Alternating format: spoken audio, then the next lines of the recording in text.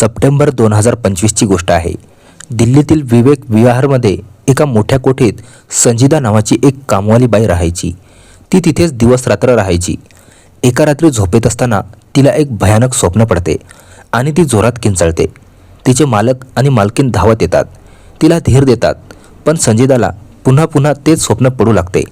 तिला स्वप्नात कोणीतरी हाक मारत असते। मालकीण जेव्हा तिला मायेने विचारते तेव्हा संजीदा सांगते की माझी मैत्रीण सोनिया मला हाक मारते।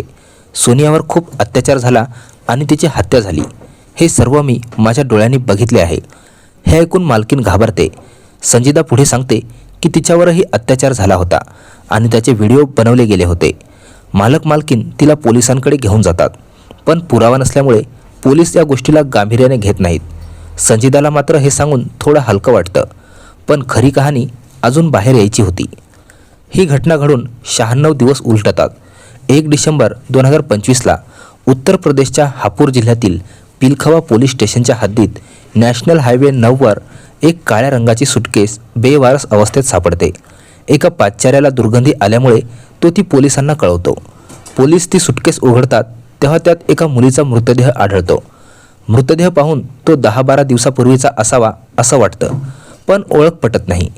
पोलीस ओळख पटवण्यासाठी त्या मृतदेहाच्या कपड्यांचे आणि वर्णनाचे पोस्टर्स बनवून ठिकठिकाणी लावतात।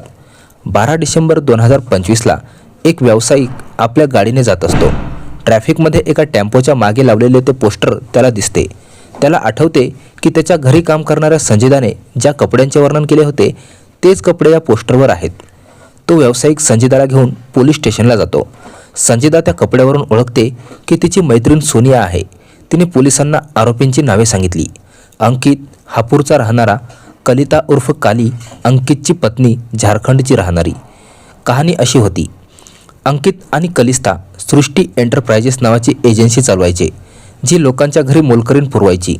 सोनिया आणि संजीदा या दोघी त्यांच्याकडे कामासाठी आल्या होत्या। एके दिवशी अंकितने सोनियावर अत्याचार केला आणि त्याचा व्हिडिओ बनवला। सोनियाने धमकी दिली की ती पोलिसात जाईल। हे ऐकून अंकित आणि त्याची पत्नी कलिस्ता यांनी मिळून तिला मारहाण केली।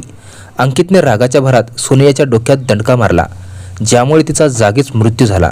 हे सर्व संजीदाने बघितले होते। संजीदाची फसवणूक आणि ब्लॅकमेल। सोनियाला मारल्यानंतर या नराधमांनी संजीदाला बंदुकीचा धाक दाखवून मृतदेहा शेजारी उभे केले आणि तिच्याकडून खोटा कबुली जबाब रेकॉर्ड केला की मीच सोनियाची हत्या केली आहे। त्यानंतर त्यांनी संजीदावरही अत्याचार केला आणि त्याचेही व्हिडिओ बनवले। जर तू कोणाला काही सांगितले तर हे व्हिडिओ व्हायरल करू आणि तुला खुनाच्या गुन्ह्यात अडकवू, अशी धमकी देऊन त्याने तिला गप्प बसवले होते। सोनियाचा मृतदेह त्याने एका सुटकेसमध्ये भरून हापूरच्या हायवेवर फेकून दिला होता। विशेष म्हणजे सोनियाचा मृतदेह 96 दिवस सुटकेसमध्ये होता, तरीही तो जास्त सडला नव्हता। हे एक गुढच होते।